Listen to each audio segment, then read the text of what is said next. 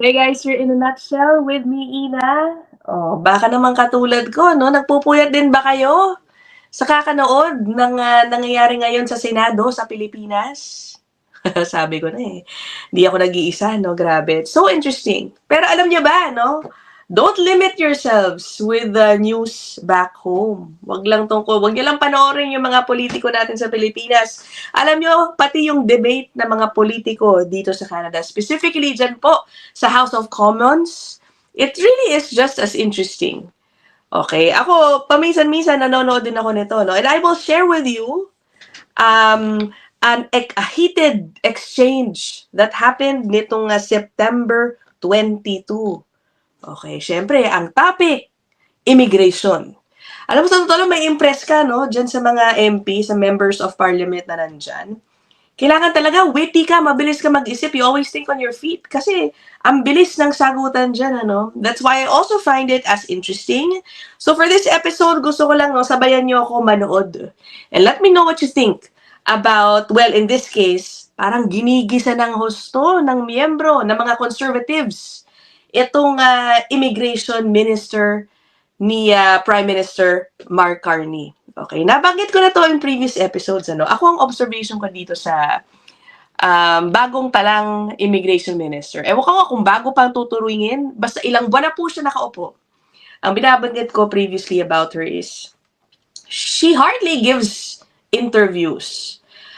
We hardly hear from her about yung policy changes, ano na ba ang, update sa pag-enforce ng mga ito. Wala. Sa totoo lang, wala. That's why ako, mas nanonood ako lately kahit papano dito sa House of Commons because I know she is there. At dyan, nagte-take advantage yung mga conservatives to ask her questions. I guess, doon na rin nila dinadaan, no? Kasi nga, mailap sa media itong bagong immigration minister, Leyna Diab. So anyway, sige, I will go ahead and play siguro mga 6 minutes in total itong exchange na ito. And I must say, no, medyo she was grilled, itong si Leyna Diab. And to me, no, hindi ako impressed masyado sa mga kasagutan niya. I found most of her answers to be motherhood statements. Kaya I can't blame the conservatives if they kept on, grabbing that opportunity na talagang dikdikin siya sa iba't ibang mga issue nila tungkol sa immigration. Let me know if you feel the same way about this, okay? Teka, ito na po yan. Since the minister was appointed, many more people have been abused and defrauded by Canadian immigration consultants who contribute to the chaos in Canada's immigration system while the minister just lets them. Instead of taking advice experts have been giving for years, which is to make immigration consultants report to lawyers, the minister said, this is fine this summer, and doubled down on a system that is clearly not working. The Prime Minister chose an incompetent minister to sit in one of the most important files in government. Why? Diretsong-diretso, no? Talagang pang-iinsulto doon sa abilidad ni Leyna Diab, yung immigration minister. The Honourable Minister of Immigration. Thank you very much, Mr. Speaker, and I want to thank the Prime Minister for choosing me to be the Minister of Immigration, Refugees and Citizenship. Very proud of my record when I served as Nova Scotia's Minister of Immigration. Protecting prospective newcomers from those who try to take advantage of them is critically important, and that is why we've established the College of Immigration and Citizenship Consultants to regulate consultants and protect the public, and this is something that we are very serious about, and we will ensure that it gets done. Okay, una sa lahat, hindi ako sure kung was it under her term watch as immigration minister na finorm yung CICC. Yan po yung parang regulatory body na nag-oversee sa mga consultants. Na pinupunto nung nagtanong ni Michelle Garner na kumbaga they're raising the issue of abusive consultants. I'm not even sure if it was formed during her watch as immigration minister. I don't think so. Okay, kung yun yung isasagot niya na solusyon doon sa mga nangyayaring pang-aabuso ng consultants.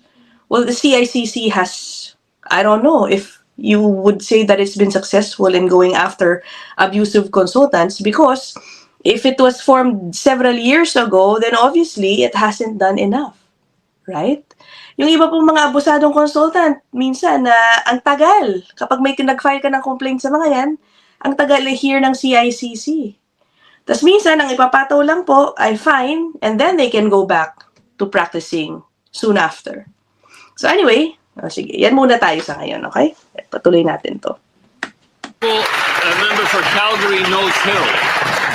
The minister mentioned her record as immigration minister in a provincial government. During that time, a Nova Scotia auditor found that there were the following issues: no process to determine provincial labor market needs and assess whether those were being addressed by Nova Scotia's provincial nominee program, and none of the 8 recommendations from a 2020 fraud risk assessment had been implemented. So I'll ask the same question. Why did the Prime Minister put an incompetent minister into this position? The Honourable Minister of Immigration. Thank you very much, Mr. Speaker.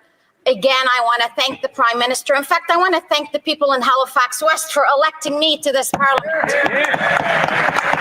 I am here to do the best job I possibly can do with my experience, with my expertise, and with my love for Canada and love for Canadians. And we will continue to do that. As for my record as Minister of Immigration from 2013 to 2021, provincially, the record is clear. I would invite parliamentarians to go look at it. Thank you very much. Hindi man lang niya sinagot yung pinapoint out tong isang audit report, no? Tungkol dun sa nagawa niya sa Nova Scotia when she was immigration minister before. Diyan sa probinsya na yan. Honourable Member for Richmond Hill South. After 10 years of this Liberal government, our immigration system is in chaos. This summer, illegal border crossers claiming asylum surged by a staggering 277%. Most of them will be bogus. This has put massive pressure on housing, healthcare, and benefits across Canada, especially in Quebec. And what did the immigration minister do? Absolutely nothing. She enjoyed her summer vacation while our borders were left wide open. The Prime Minister promised to be different, but instead of fixing it, he let the situation spiral out of control while Canadians paid the price. Why did the Prime Minister appoint such an incompetent minister to one of the most important jobs who is making the crisis worse every single day? The Honourable Minister of Immigration. Thank you very much, Mr. Speaker. I'm not going to thank you for that question, but I will answer that question. I've spent my summer, a whole 10, 11 weeks working 7 days a week without taking 1 day for vacation. Having said that, this government is intent on ensuring that our immigration system becomes sustainable as well as protecting our borders. That is why we have Bill C2 in front of us in Parliament, which will be an aid for us here, and I urge all parliamentarians to get on board and support it. The Honourable Member for Newmarket. Oh, at least yun, meron siyang sinagot, ano, nung tinatanong yung issue ng illegal border crossings, meron siyang binanggit. Yung Bill C2, yan po yung Border Security Act ng Canada, no? But if I may say, I think I prefer her predecessor, yung si Mark Miller. At least, mas maalam ba sa datos kapag siya ay tinatanong, no? Kahit papano. And not to mention, at least, very open siya sa mga media interviews to clarify certain policies. Again, talagang, I guess, issue ko dito sa bagong immigration minister. Ano? Aurora. After 10 years of this Liberal government, Canada's immigration system is broken. The Prime Minister promised he'd be different, but nothing has changed. The only way to stop illegal border crossers from abusing our asylum system is to end the incentives that turn it into a backdoor for economic migration. Yet the immigration minister has done nothing, literally nothing all summer. So I ask again, why has the Prime Minister put a minister who is totally out of her depth and making things worse on one of the most important files in Cabinet? The Honourable Government House Leader. Mr. Speaker, I am a little... Alam mo, eto na, hindi na si Leyna Diab yung sasagot dito. Pero, medyo halata naman na itong mga conservatives din, very scripted yung kanilang tanong, Yung last sentence, nung tatlong nagtanong so far, iisa ang sinasabi. So, they really are obviously out to try to go after Leyna Diab. They are out to try to embarrass her. Palibasa siguro hindi masyado magaling magsalita, sumagot, no? makipagsabayan si Lena Diab, kaya talagang they're taking advantage of it. Puzzled and a little concerned about the tone coming from the opposition. We do not treat MPs and ministers in this House in this way. That minister is doing a fantastic job and has presented legislation before this Parliament that party needs to respond to, that will clean up our immigration system. And while they're at it, they can perhaps answer for why in Cloverdale, Langley City, they are forcing temporary students to come campaign for them in by-election campaigns. Those are the questions the incompetent leader of the opposition and his party need to answer. The honorable member. Yun, at least yun, nakakatuwa yung sagot, ano? I'm not sure if you guys are familiar with it. Ang sinagot nung kakampi ni Lena Diab, ang sagotin ninyo, bakit kayo gumagamit ng mga international students to help in a campaign of one of your MPs? Okay, kasi may bago pong lumabas na report tungkol dyan. Sige, isi-share ko na rin po sa inyo. Ito yan.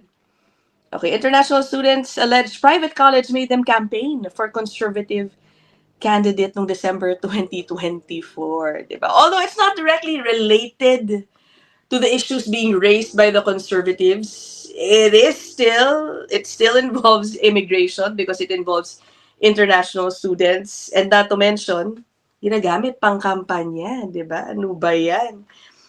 Ibig sabihin, I guess that's how you try to debate, diba? Make it. So, anong nangyari pala dito, guys? So, may isang case study na isang student na nagulat nang biglang during one of her subjects, isa po sa kanilang tasks na pinagawa ay magbigay ng mga flyers tungkol dun sa isang kinakandidatong, a candidate of the Conservative Party. Grabe, diba? Nakuha po ng CBC News yung email tungkol dyan.